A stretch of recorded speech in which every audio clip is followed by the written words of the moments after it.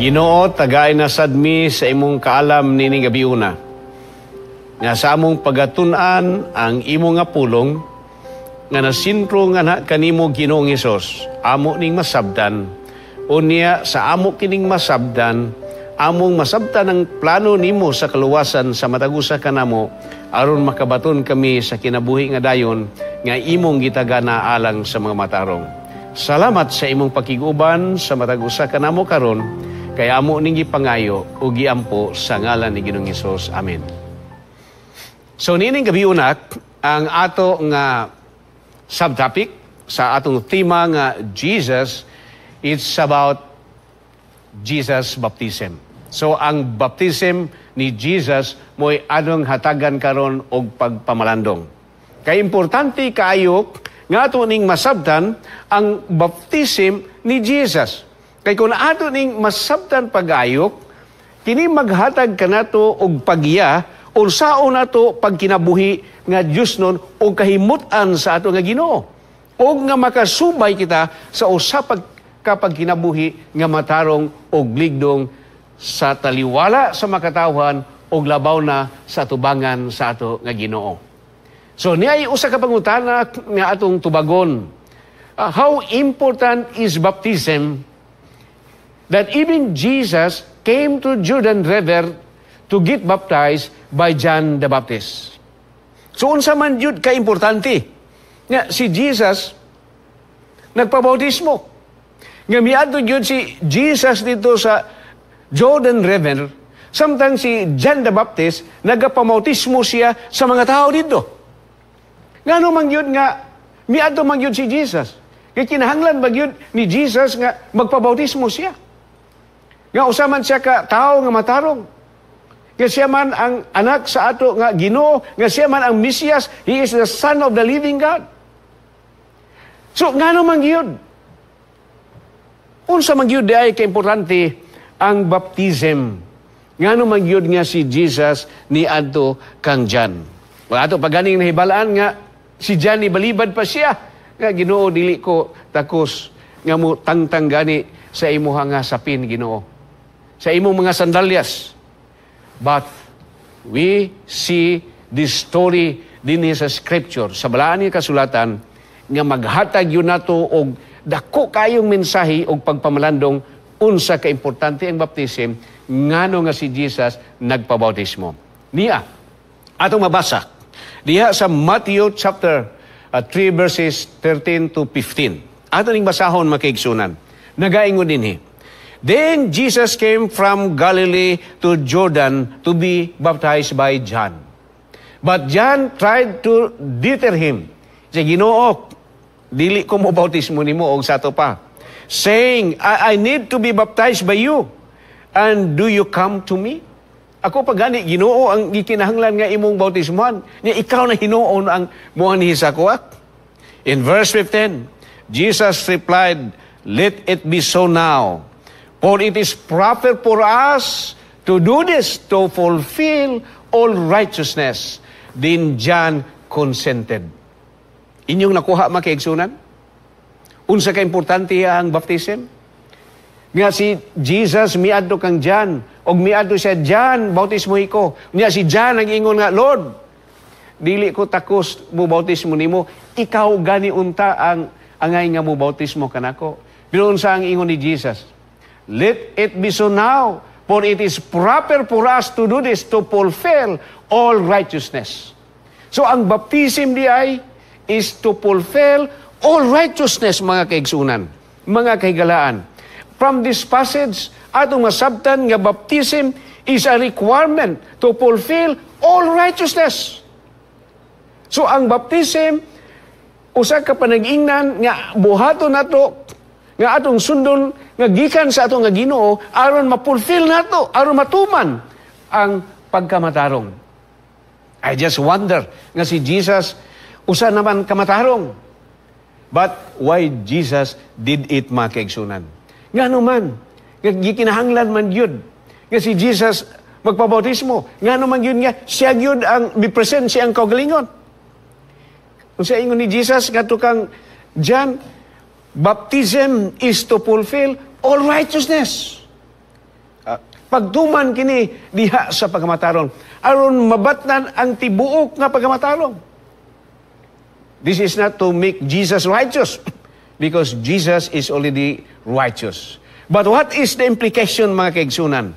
Unsa man ang spiritual implication of what Jesus said? Sa giingon ni Jesus, it is proper for us to do this to fulfill all righteousness.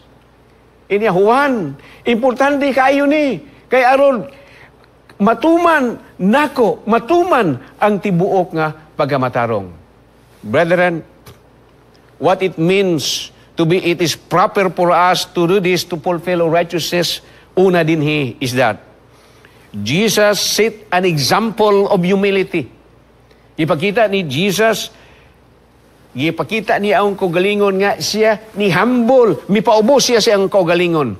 Being baptized, he demonstrated complete obedience to God for believers to follow in his footsteps. Dili unta siya ngayan magpabautismo, kaya siya matarong na. But Jesus, who is the incarnate Son of God, na naog din sa yuta, unya nahimo siyang unod, og nahimo siya nga dunay bukog, og nahimong dunay dugo. He become just human as we are, yet he is still also divine. Kay dunay siya duha ka nature, sumala sa atong kapagtuon nga bii.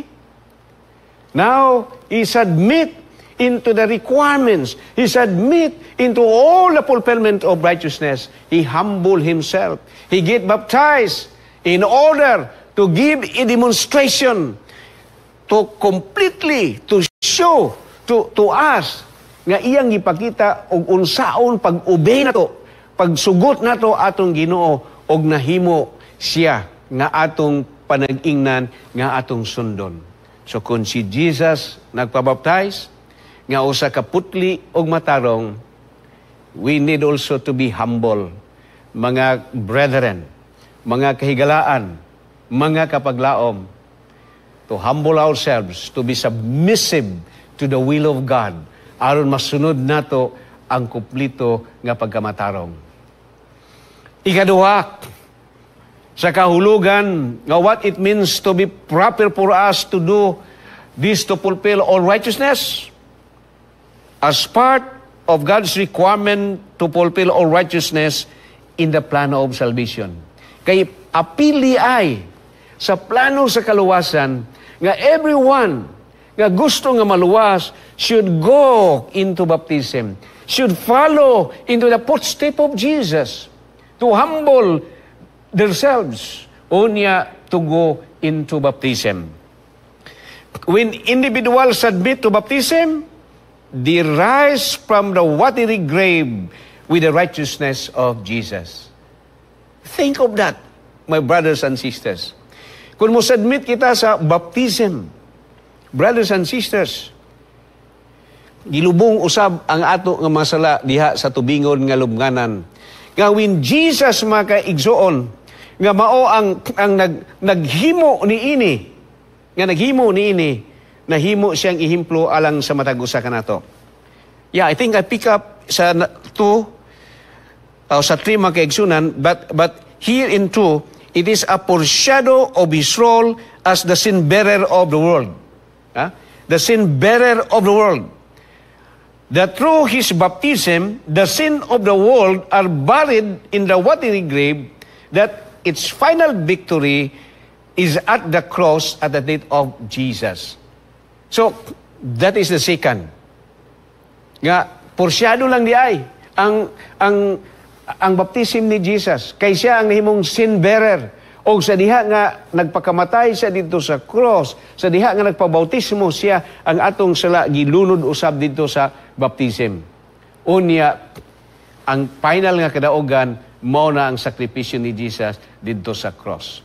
Now, dirita sa number 3, which I have imparted already, but let me do it again.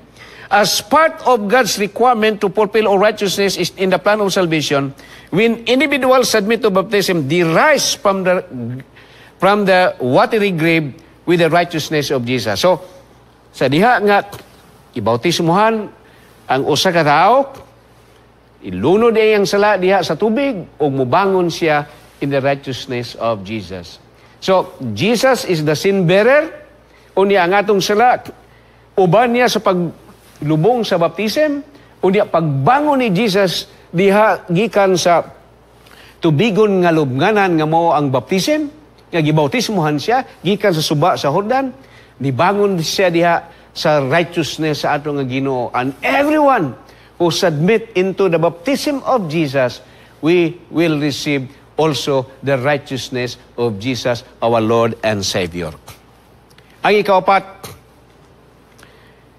what it means to be proper for us to do this, to fulfill our righteousness, it marks the beginning of His public ministry.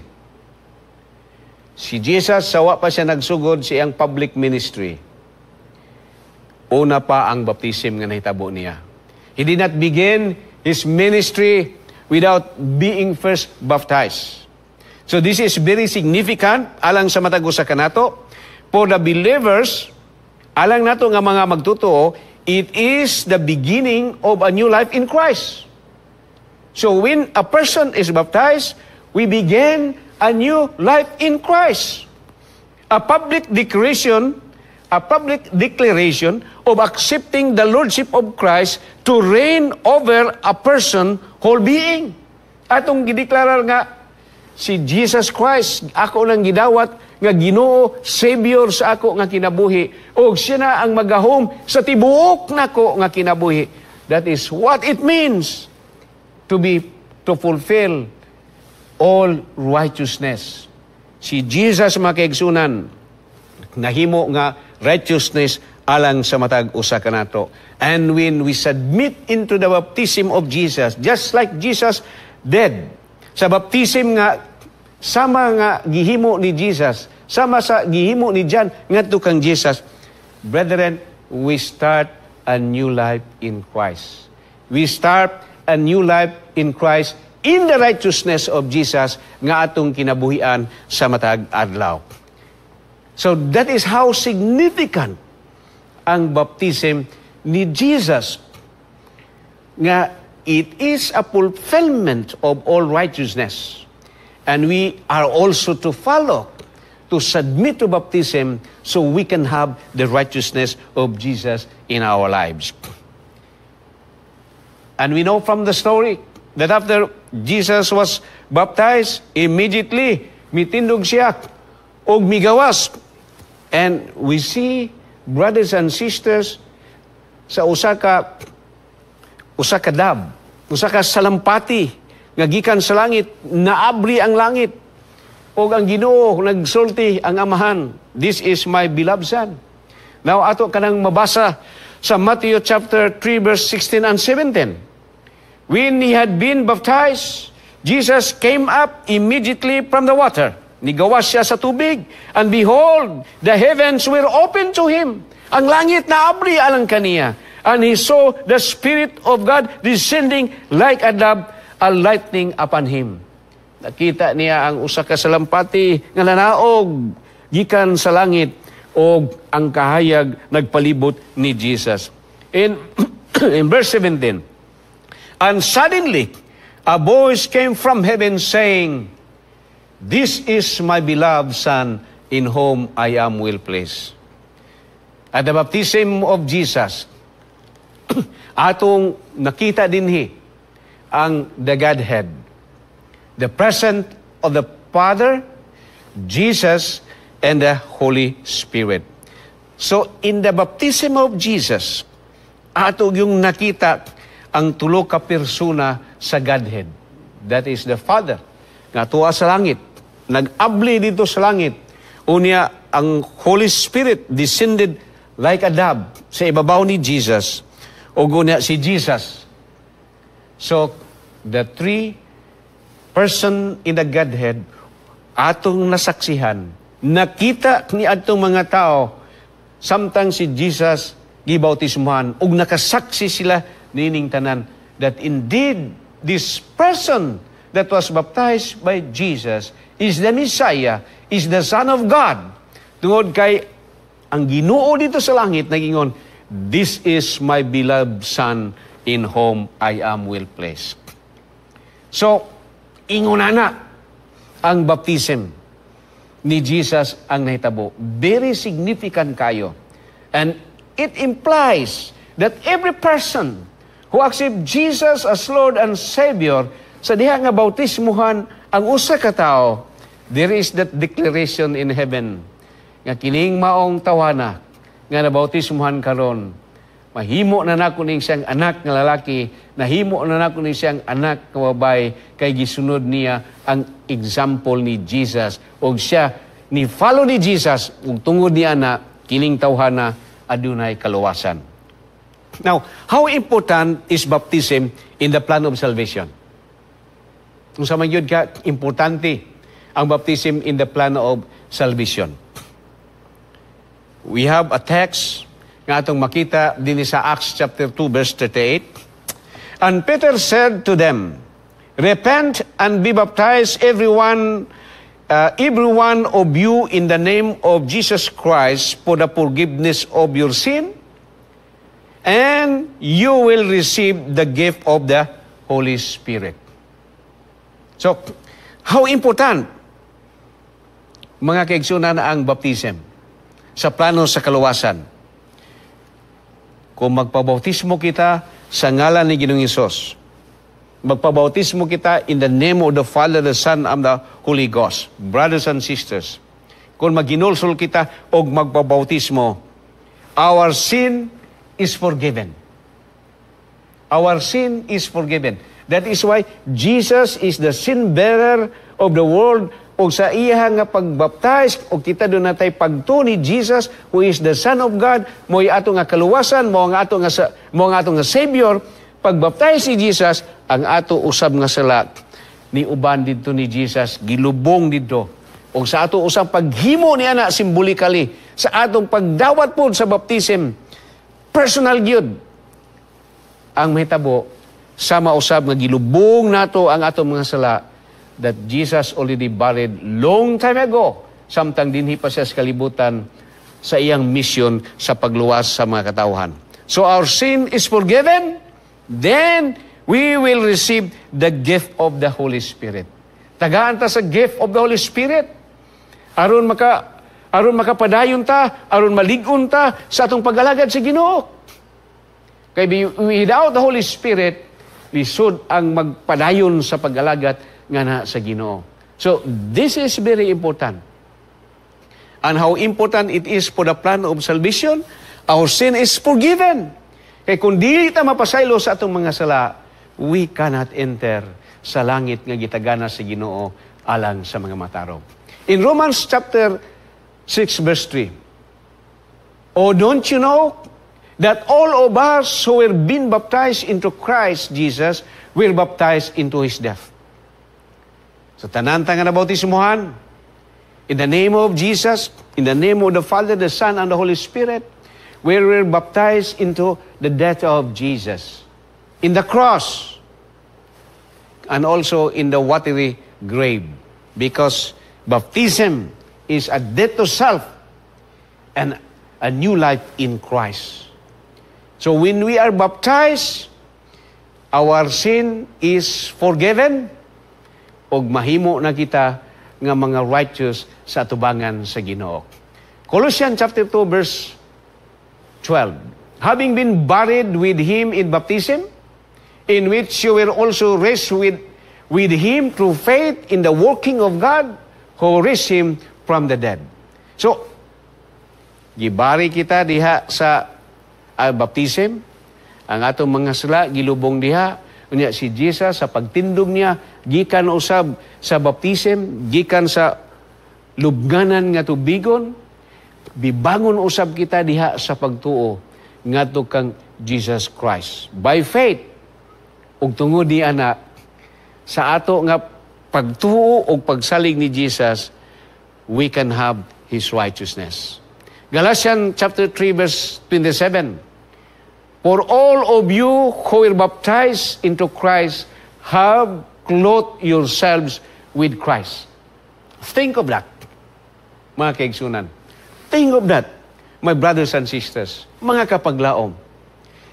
Ang matag-usa nga nabautismuhan nganha kang Kristo. siya gibistihan o Kristo. Siya gibistihan sa bisti sa pagkamatarong ni Jesus Christ. And that is a message nga nindot kayo nga pamalundungon alang sa matag usa kanato. Kay bisan og unsa dayon nato ka makasasala, basta si Jesus atong dawaton sa ato nga kinabuhi. Unya nahugasan kita diha sa baptism. Mubangon kita diha sa lubnganan nga tubigon. Unya suotan ta sa bisti nga pagkamatarong ni Jesus, and we become righteous in the sight of God. All our sin is forgiven. O gunya, in the righteousness of Jesus, mahimo kitang matarong sa tubangan samahan. After accepting Jesus to the sacred rite of baptism, sa sagrado kayo nga ordinan sa baptism, human ikaw, human ako na bautismuhan, human kitang tanan na bautismuhan, Jesus will impute and impart His righteousness through His grace. Unsa maning i-impute? Unsa maning kanang ihatag? Impute kanang ihatag niya. Ang righteousness si Jesus iyang pakigbahin nga kanimo.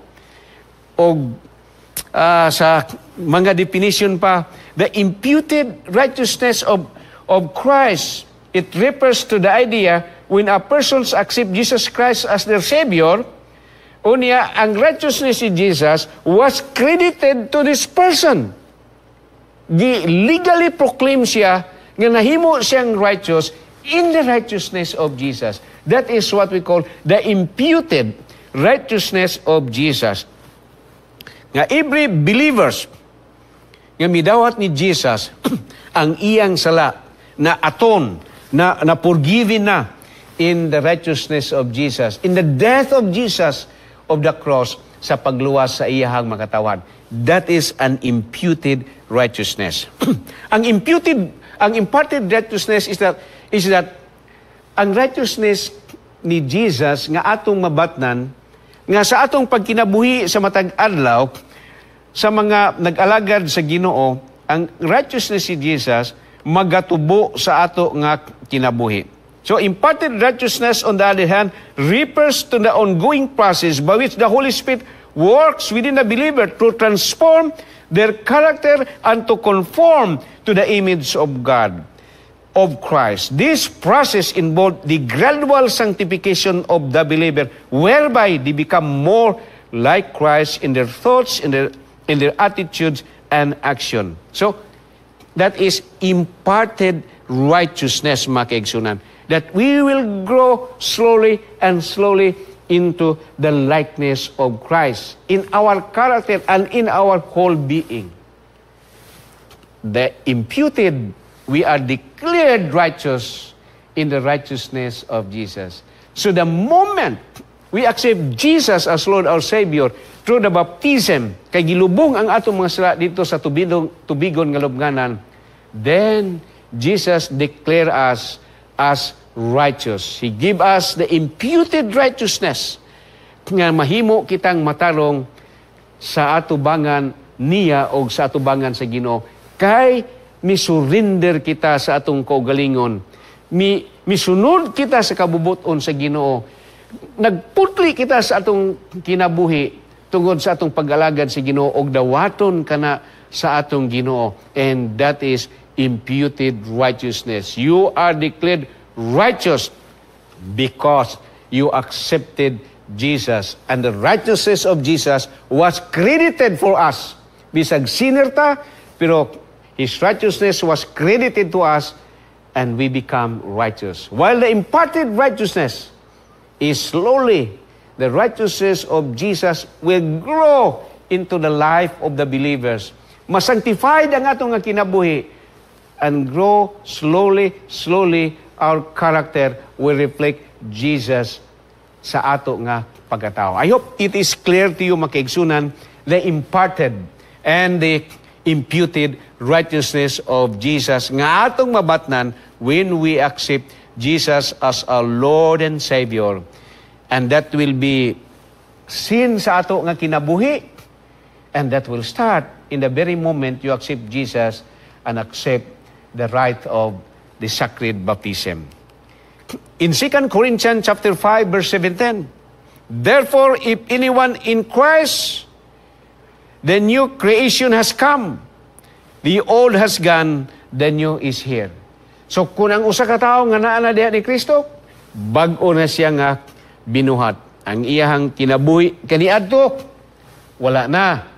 Siguro, kung dautan yung kaita sa una, karon wala na. Siguro, kung natay bisyo sa una, karon wala na.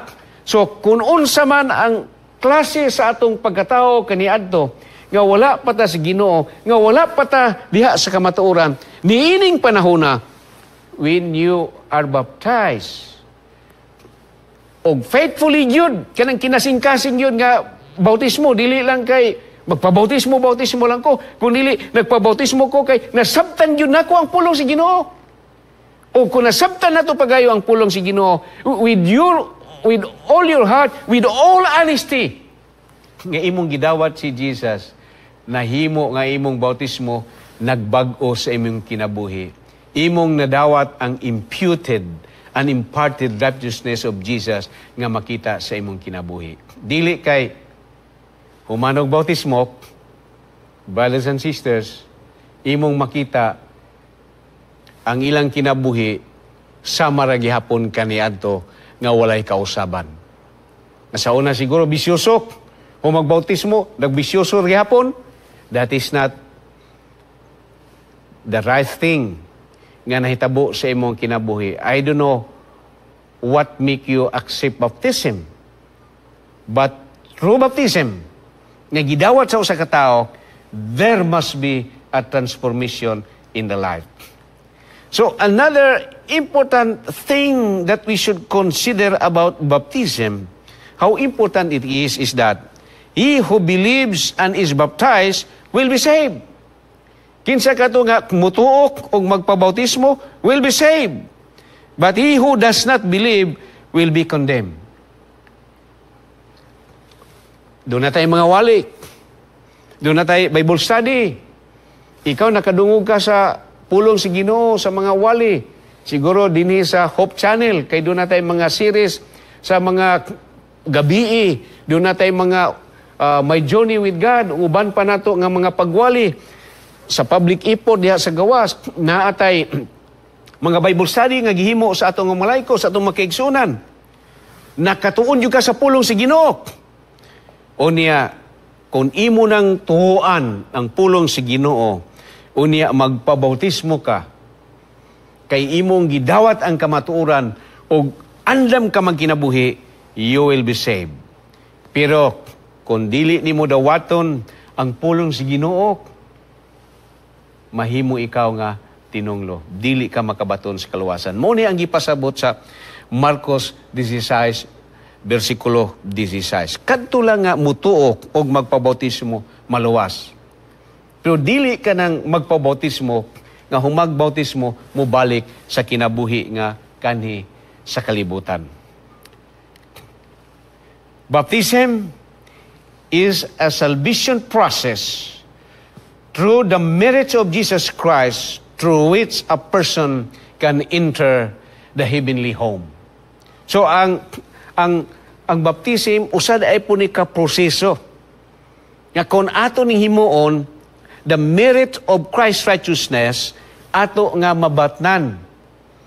Unya tungod ni ana nga merit of righteousness nga atong mabatnan ni Jesus, ang merit ni Jesus nga atong mabatnan, makasulod kita sa ginharian sa malangit. Kaingon si Jesus, I am the way, the truth, and the life. So, dili ta makasulod sa langit kung wala si Jesus. Without the merit of Jesus, dili ka makasulod sa ginharian sa mga langit. So, that is why we need Jesus in our life. Unya, sundo na to si Jesus iya nga gihimo, kay maorag yun na ang pagi, nga masiguro po na to ang ato nga kaluwasan. Now, if a person have heard the words of God, nagatuon mo sa pulong si Ginoo, pagbasa ninyo, unya nag-Bible study mo, nakadungog mo sa mensahe, mga kaigsunan, the Holy Spirit will work in the person's life. Unya, kung kanang maong tao ma-convert, that person is the result of the work of the Holy Spirit.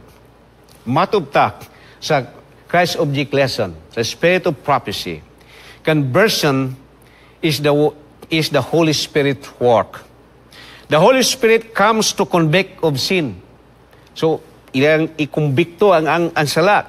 And the faith that spring up in the heart works by love to Christ, conforming us into body, soul, and spirit in His own image. So, here, atong masabtan, matod pa sa Spirit of Prophecy, nga ang Holy Spirit mo'y mo konbikto sa tao, nga nakasala ka, nga maghinulsol ka sa imo nga sala. Unya, ang pagtuo mo bunga sa imo nga kasing-kasing, pinaagi sa gugmang nga ito kang Ginoong Hesus, o kay naigugmang man ka ni Ginoong Hesus. Then, ang imuhang kinabuhi, ang imuhang pagkatao, mo conform, mo suon, mo inline diha sa pag-alagad sa Ginoo. Unya, ang imong tibok nga pagkatao, mahulma ang image sa Ginoo nga nawala sa diha nga ang tao nahulog sa pagpakasala. So the spiritual image nga nawala, ang atong spirituality nga nawala, mabalik ganha sa pag-alagad sa Ginoo kung atong dawaton si Jesus sa atong personal nga manluluwa. So, and it is the Holy Spirit. Ang Holy Spirit mao ang mag-work sa matag usa sa ato nga kasing-kasing og sa atong unhona to accept Jesus, to accept the truth. Unya, ang image sa Ginoo ma-restore diha sa ato nga kinabuhi. So, kung naa may mga conversion, kung naa may daghan nga mabautismohan, it must be the work of the Holy Spirit, not our own work. Matod pa sa evangelism, the Spirit of Prophecy. Through much prayer, you must labor for soul, for this is the only method which you can reach heart. So kung magwali kita sa pulong si Ginoo, mag-Bible study ta, mag-ampog yun ta, Holy Spirit, please touch the heart of this person, because this is the only method. Mura niya ang method yun sa pagpanaog o hamili nga kalag through much prayer. So brethren, mag-ampo ta.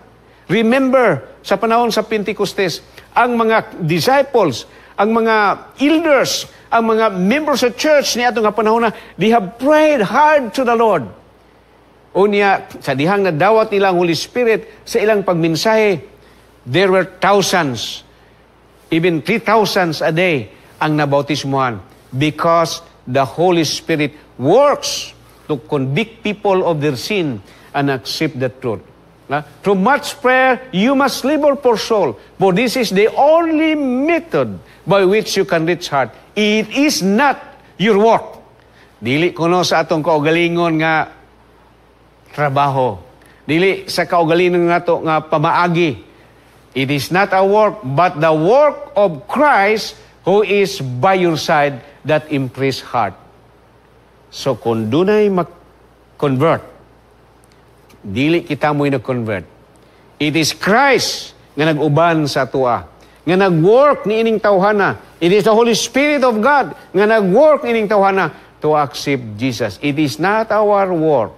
It is the work of the Holy Spirit. It is the work of Christ.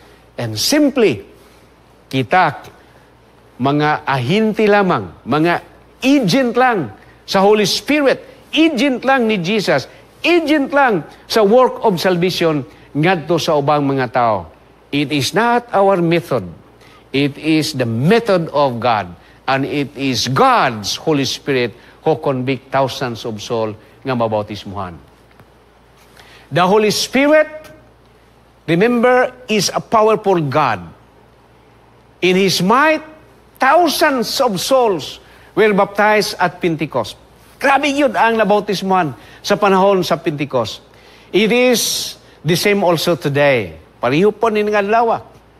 not by means work, but through the convicting power of the Holy Spirit. And I believe with all my heart, my brothers and sisters, kung ang Holy Spirit mag-work, mutanlog sa mga tao, I believe there will be thousands that will be baptized in a day.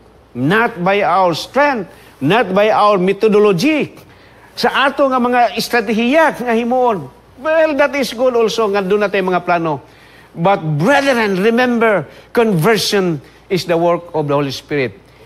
Ug dili nato pulihan ang Holy Spirit. Let the Spirit work nga mo trabaho, and we are simply as His instrument nga mo padayag, nga mo share sa gospel sa kamatuoran, because the Word of God itself adunay siya'y gahom. And these people nga makadungog sa mensahe, unya ang Holy Spirit mag-work sa ilaha, they will accept Jesus o sila magpabautismo. So that is the work of the Holy Spirit. That's why I'm trying to remind us, my brothers and sisters, nga ang conviction sa Holy Spirit mauna ang mo resulta sa mga tao nga mo decide sa pag-alagad nga na sa Ginoo. So, and I'm praying nga in our time, before salvation closes, there will be thousands of souls that will be baptized through the work of the Holy Spirit. Now, preparing people for baptism. Now, I like to bring you this idea, brothers and sisters, how we are going to prepare people for baptism. If we are preaching the Word of God, if we are sharing the words of God in so many ways, nga mga pamaagi, and praying for the result, this is how we are going to do. The preparation for baptism is a matter that need to be carefully considered. The new convert to the truth should be faithfully instructed in the plan, thus saith the Lord. Ang usa kuno ko convert nga tinuod yun nga na-convert sa kamaturan, kinahanglan nahatagag instruction sa klaro kaayo nga pagkasulti, thus saith the Lord. Unsay giingon sa Ginoo. The word of the Lord is to be read and explained to them point by point.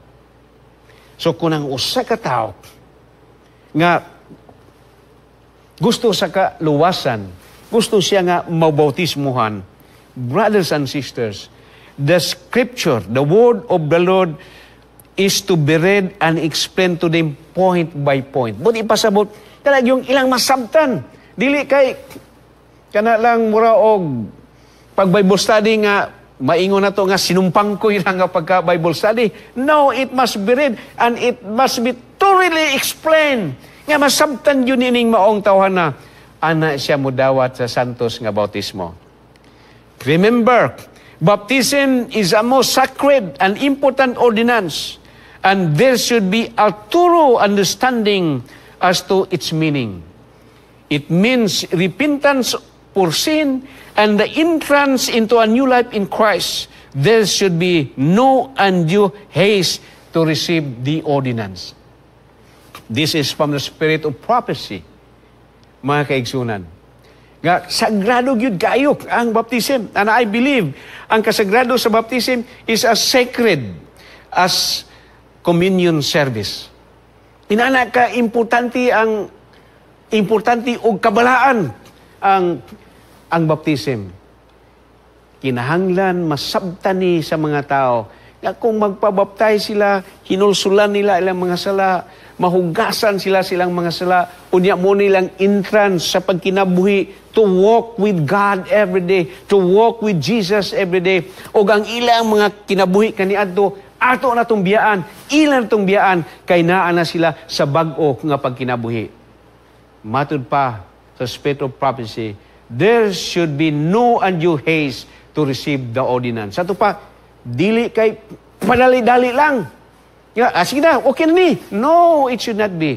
Kinahanglan ato yung tanaon nga kining tawhana by the grace of God. Dili man ta makakita sa iyang tinuod, sa iyang kasing-kasing tininuod ba ni og dili. But at least we do our part nga atong gitanaw sa atong taman sa marangan nga kining tawhana dili dali-dalion, kun dili pasabton ayo, kun nakasabot na gyud siya kayo, then that is the time for that person nga maridi na siya sa baptism ni Jesus makaigsunan.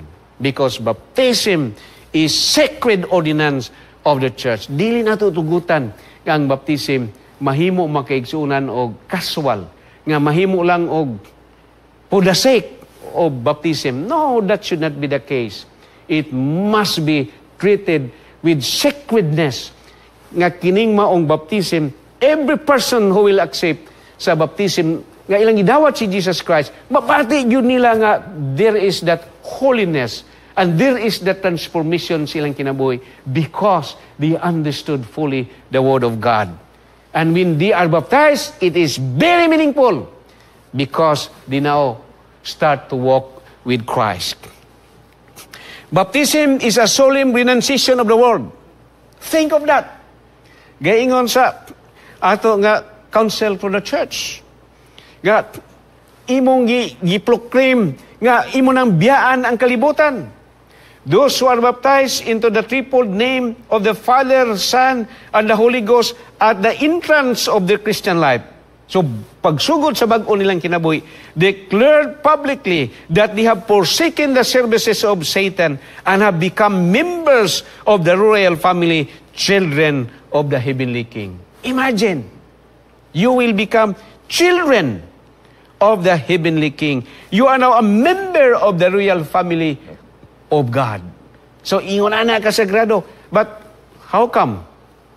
Nga mahimo ka nga member sa family of God, the royal family of God, kung paghuman sa baptism, mubalik lagi hapon ang tao ngadto sa kalibutan.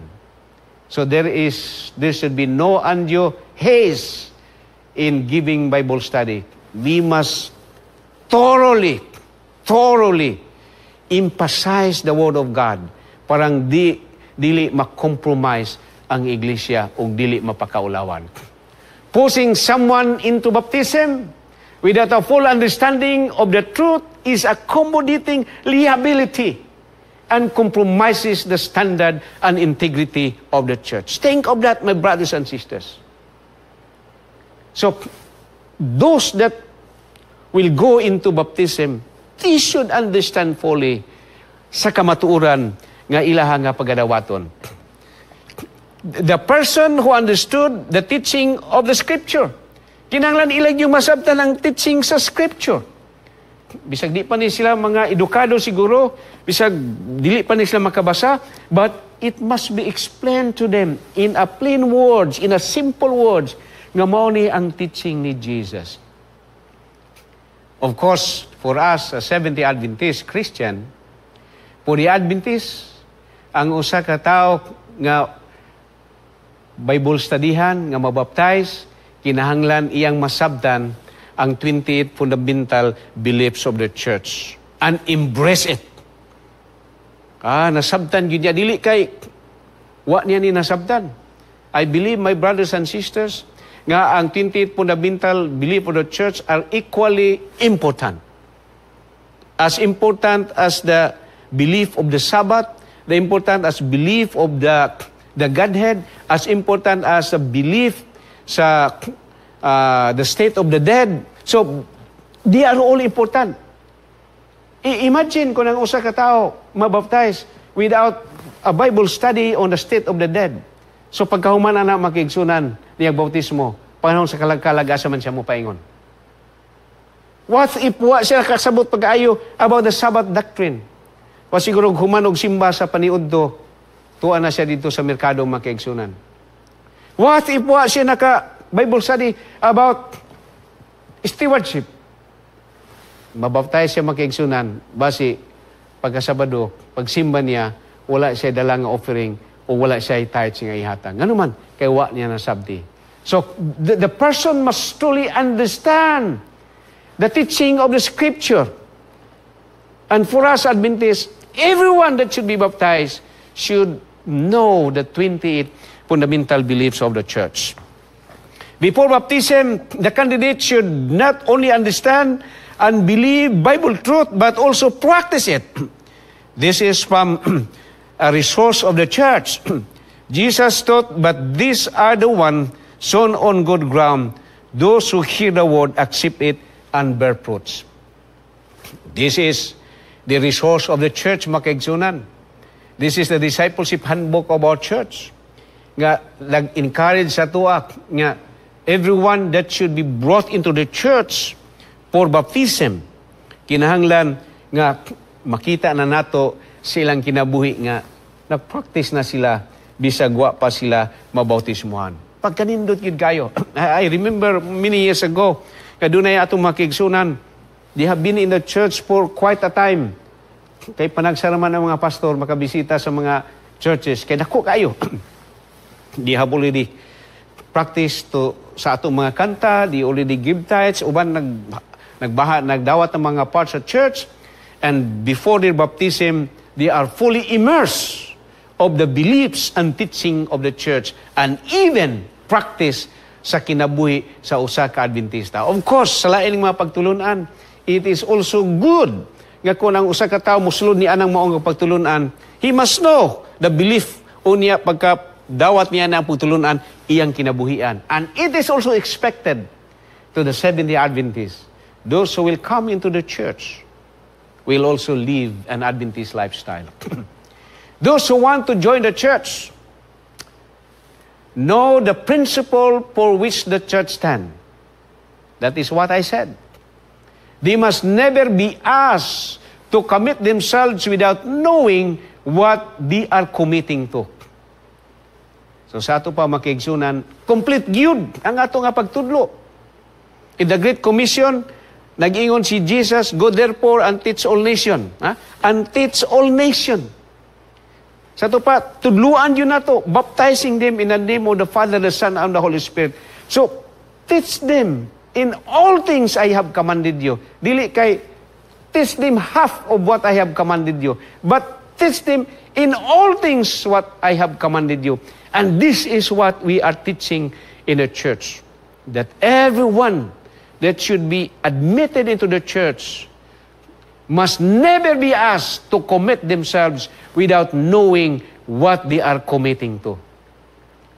Lisod po kayo, no? Nga bautismuhan. Unya, wa sila kay balo sa ilahang pagtulunan nga bautismuhan. And we expect that. Nga ang tanan yun nga pabautismo, nakasabot sa pulong sa Ginoo. So one day, may tao nga magpabautismo sa kuha. Nakasabot ka? Yes, pastor, nakasabot ko. Nag-Bible study ka? Yes, pastor. Ikaupat na gani ron ako, pastor. Wa ni nakasabot. So, wa na ko siya na bautismuhan makaigsunan. I told our layman, ibalik na siya Bible study, then if he's ready, then I come and baptize. Brethren, everyone that should come into the church should be able to understand what he is committing to.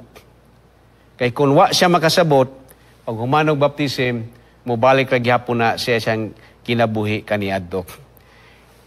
So preparing people for baptism, the person is willing to follow Jesus. That is number one.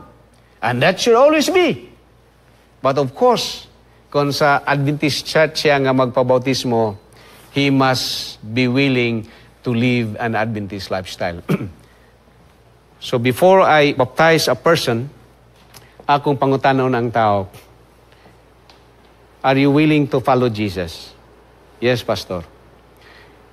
Now, since you are willing to follow Jesus, kini nga mga pagtulunan, do you understand? Yes, Pastor. So are you willing also to live an Adventist lifestyle? Kay magpabautismo man siya, nga mahimo man siya nga parihan ako pagtulunan nga usa ka Adventist. Paingon niya, yes, Pastor, I'm willing to follow Jesus and live an Adventist lifestyle, then I will baptize that person. But he only said, I'm willing to follow Jesus, pero dili siya mo follow sa Adventist lifestyle, sa teaching sa church, then I think we need to study more because we cannot baptize person into the Seventh-day Adventist Church without understanding what is to live an Adventist. Kay base ang mahitabo, kanang maong tao mabautismuhan, magdala-dala siyang Adventist, pero ang iyang kinabuhi, wala na subay sa usa ka Adventist. So this is a challenge for us, my brothers and sisters. Pero, we can do it. We can do it. Nga everyone that will come into the church should understand fully what they committed to nga musunod sa kalagdaan sa iglesia nga pinasikad sa pulong sa Ginoo. Of course, it must be mga kaigsunan na the congregation will approve. Okay, that is the system of the church that we are. So, very important nga kini nga mga pagpiparar sa mga bautismohan, ilag yung nasabtan pagayo, brothers and sisters. As much as we want, there will be thousands of souls that will be baptized. But we want also mga kaigsunan na kining mga tawana, every one of them should know the truth. Huwag yun nakulang sa ilahang nga kibalo. Unya, mag-alagad sila kauban kanato nga matinudanon hangtod yun sa pagbalik sa atong Ginoo. So sa significant sa baptism mga kaigsunan, as I'm going now to close our message this evening, first, a person must admit to the Lordship of Jesus Christ. A person, mga kaigsunan, when he is baptized, he is dead to sin, alive in Christ. A person who accepts Jesus in baptism is a member of the remnant church of God in these last days. And of course, number 4, mga kaigsunan, when a person is baptized into the Seventh-day Adventist Church, he is a disciple making disciples for Christ. Dili lang kay nabautismohan siya, kung dili pag humani ang bautismo, nahimo na po siyang disciple, nga mag-disciple og uban, ngadto paingon sa Ginoo, ngadto kang Jesus Christ.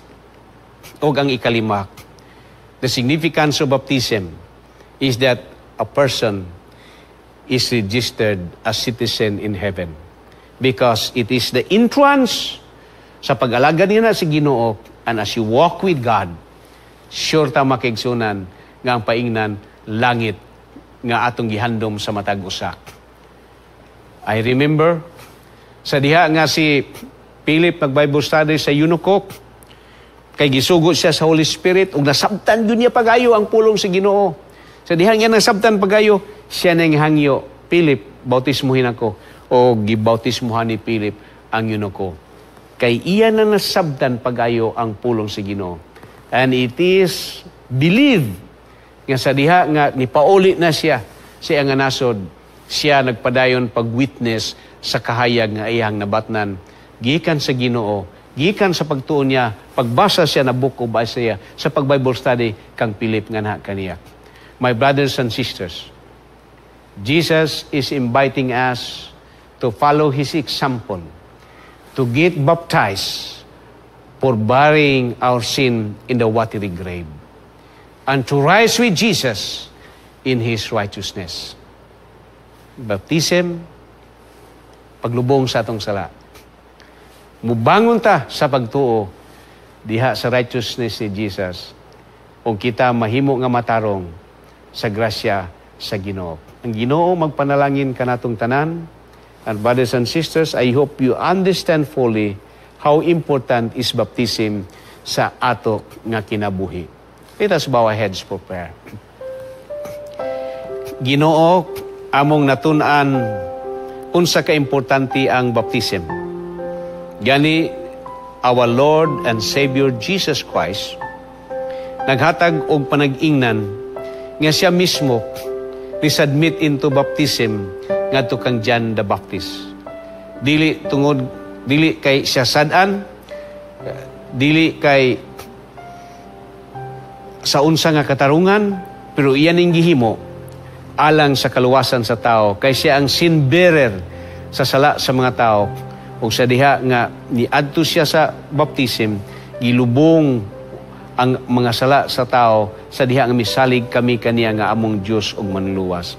Salamat Ginoo nga sa among pagsalig ni Jesus, sa diha nga nibangon siya gikan sa lubnganan nga tubigon, sa among pagtuo kaniya mahimo kami nga righteous. Iyaming suluban sa robe of righteousness aron mahimo kaming matarong sa atubangan samahan. O gunya makasulod kami sa langit nga gitagana alang sa mga matarong. Salamat kayo Ginoo nga pakiguban ikaw kanamo ni gabi una. O ang wala pa mabautismuhan Ginoo, ila ning hatagan og pagpamalandong nga someday maghimo sila desisyon sa pagdawat sa santos nga bautismo. Human nilag tuon sa mga pagtulunan sa iglesia nga angay nilang pagahimuon, angay nilang kinahubuyan samtang matapos ang baptism nga ilang dawaton. Salamat kayo, ikaw maguban ka namo ning gabi una, kay among kining gipangayo sa ngalan ni Ginoong Hesus. Amen.